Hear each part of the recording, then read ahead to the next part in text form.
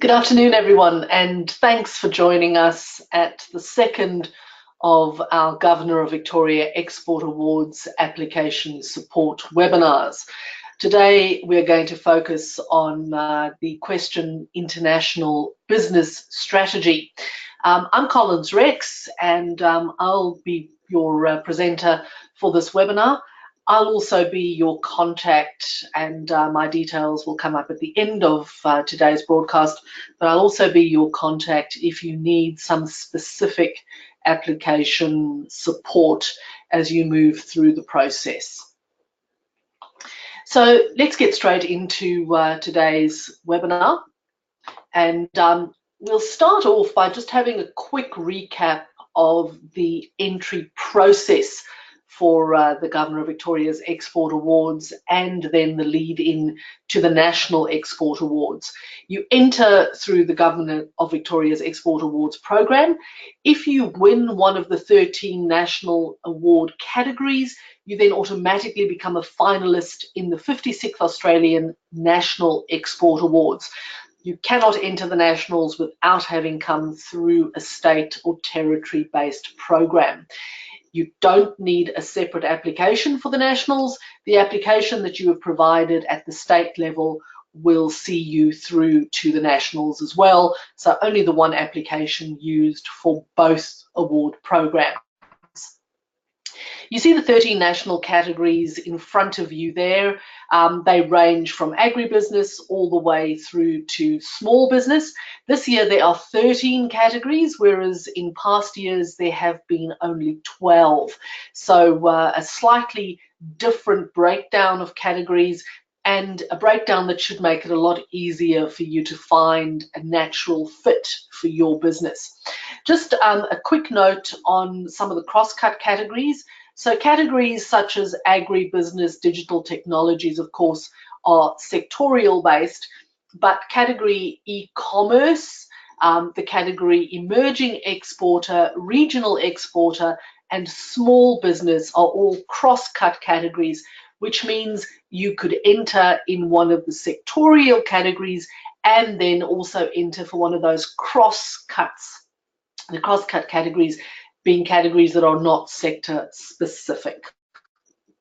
In Victoria, we also have 3 specific Victorian categories. There's the Victorian Exporter of the Year, the Victorian Export Award for Innovation Excellence, and the Victorian Women in International Business Award. Those 3 category winners do not go through to the nationals. However, if you have won the Victorian Exporter of the Year, it is because you have won one of those 13 national categories anyway. So obviously you'll be going through. The Victorian Export Award for Innovation Excellence is one that cannot be specifically entered. That one you will be selected to go through to the judging process by the judging panel that looks at your entry. Every judge has the option to put forward 1 or more companies in their category to be considered for the Innovation Excellence Award. Important, of course, that to be in the running for this award, you do make sure that you emphasize any innovative business practices, specific research and development, innovative products, etc. So innovation throughout your application. That way the judges can see and might put you forward. The Victorian Women in International Business Award can be entered for specifically, and there is an actual question around this should you choose to enter this category. Now, you don't enter this on its own. You're going to enter one of the other categories, and this is an add-on. For this particular award, it needs to be the woman that drives the export component of your business who will be considered in this award. So the application form consists of 5 main sections. There's the executive summary about the business and its products and services, the international business strategy, business management, international business planning and direction. In yesterday's webinar, we covered the first 2 aspects, and today we're concentrating on the international business strategy component, and in future webinars, we'll be focusing on business management and international business planning and direction. So let's get straight into international business strategy. This particular question, which has multiple components to it, this particular question is worth 40% of the overall score for the application. And judging by that 40%, you get a sense that this is a very important part of the question. This particular question is all about your reasoning behind the things you do in order to expand your business globally. And you will see throughout the word strategy is used. And it is very important for you to emphasize your strategic thinking when it comes to your international business operation, as opposed to just the activities that you undertake. There is a difference. And if you don't emphasize the strategy, if you focus only on the things that you do, the various activities that you undertake, you will not score well in this particular question. So the components of the international business strategy question. 3.1 is all about your international business strategy. You're asked to outline your business approach to international expansion, country selection, market entry, research and development, etc. You're allowed 200 words here, and throughout, the judges are going to be looking for the why in what you do, not just the what. So very important to make that why stand out and jump off the page. 3.2 is all about your international marketing strategy and the outcomes of that international marketing strategy. So, what is your strategy behind your product development, your promotion, your distribution, your pricing strategies, etc.? All of those strategies that have been put in place to maximize your competitive advantage and to support you in new and existing markets. Once you've outlined that strategy, which again is the why, you need to talk a little bit about the activities that your business has undertaken, particularly in the last 12 months, those activities that then underpin your marketing strategy. And you also need to mention the outcomes of that marketing strategy. So what is the thing that you have done underpinning the why behind what you've done, and then what are the outcomes? Obviously, you need some successes from that, and you need to emphasize that to the judges. This question allows 500 words. Question 3.3 is where you're actually going to put in some concrete evidence of your successes, because this is where you're going to enter your international sales figures. You need to enter your total sales revenue and your international sales revenue, and there's an online table that you're going to complete. Once you have put in those figures, the system will then auto-calculate the percentage of your revenue that is attributable to international sales. So you need to submit your total sales revenue, both domestic and international, and your revenue for the past 3 financial years. Now, the closing date for this year's competition is the 28th of June, which means you will not yet have your final figures if your financial year end is 30 June. You can estimate those, and you can indicate on the form that your last financial year's figures are just an estimate. If you are entering in the e-commerce award category, and bearing in mind only the e-commerce award category, you also need to submit foreign revenue data specifically related to online sales. And there will be an additional column that comes up for e-commerce award entries. So again, if you report figures on a calendar year basis, you should have your actual figures for all those calendar years that are completed. But if you haven't, then you need to be estimating and indicating as such. 3.4 is where you're going to be talking about your key export markets. So you are asked to show the foreign revenue derived from your top export markets over the past 3 financial years. Now, this information can be broken down into up to 9 markets. If you are in more than 9 markets, what I suggest you do is pick the top 9 to itemize. So you might choose China, USA, Korea, etc., 9 of those, and all the remaining ones you might want to lump in a final category. So 8 itemized ones, and number 9 will be rest of the world or other, whichever way you choose to describe it. Very important that you don't miss any of your markets just because you can't list them. So make sure that you have your full export sales revenue attributable to markets, but if you can't fit in everything you do, if you're in a diversity of markets, then group some of those together.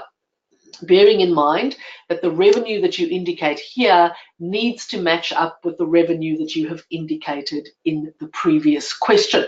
Of course, it's not really going to work particularly well if you've forgotten some of your markets and you've left them off your list. So those are the main questions in this particular international business category. Again, I just want to emphasize that it's mostly about strategy, then strategy that is underpinned by certain activities, and finally the outcomes of those activities, initially in words. So we've expanded into 5 different markets this year. We've increased our sales output dramatically. We've sold X number of units more than we had in previous years, etc. And then that is going to very clearly come out in the actual figures that you put in. A question that I'm often asked when it comes to the inputting of actual figures in terms of sales revenue and so forth is the confidentiality of the information that you provide. I would just like to make it very clear to all of you that all the information you provide in your export award application, whether it be written words or figures, all of that is treated with the utmost care. All judges sign a confidentiality agreement and a non-disclosure agreement. They also sign a conflict of interest agreement. So if any of the judges have in any shape, size or form anything to do with either you or a competitor business, they are not allowed to see your application because they are not allowed to judge it. So you can rest assured that any information you provide is treated with a great deal of respect. No concerns there about what it is that you provide falling into the wrong hands. So to draw a line under today's session, just some general information, key dates. As I mentioned, the closing date for applications for this year's award is Thursday, the 28th of June. Now, the 28th of June is the drop dead date for applications to close. If there is going to be an extension, this will be announced, but you cannot depend on the fact that there will be an extension. And close of business 28 June is 5 p.m. on the 28th of June. That means your application needs to have been completed and lodged in the system with the confirmation received by you no later than 5 p.m. on the 28th of June. Please don't leave it to the last minute to lodge. It's an online system, which means things can go wrong, and they very often do. If you cannot lodge because you've left it too late, it really is going to be your problem. So make sure that you leave enough time. If you are lodging on the last day, which you really shouldn't be, but if you are lodging on the last day, try to lodge as early as possible so that if there is a technical issue, you have an opportunity to contact us and let us know that there is a problem and you need help in lodging. The Victorian Awards ceremony is on Friday the 14th of September. All companies that enter for the awards are allowed and in fact invited to attend the awards ceremony, and it's a really great night. It's a fabulous way to spend some time at Government House, great way for your staff to come along and get a sense of just the gravity of the occasion, which is a really important one. And then if you win in one of those 13 national categories, you also get to go along to the National Award Ceremony, which this year is on the 4th of December. That moves around from state to state, and it hasn't been announced where it is yet this year, but diarise that date because, again, a great night, and certainly a great night not just for you who win, but for all the staff that were involved and possibly customers that you choose to invite, etc.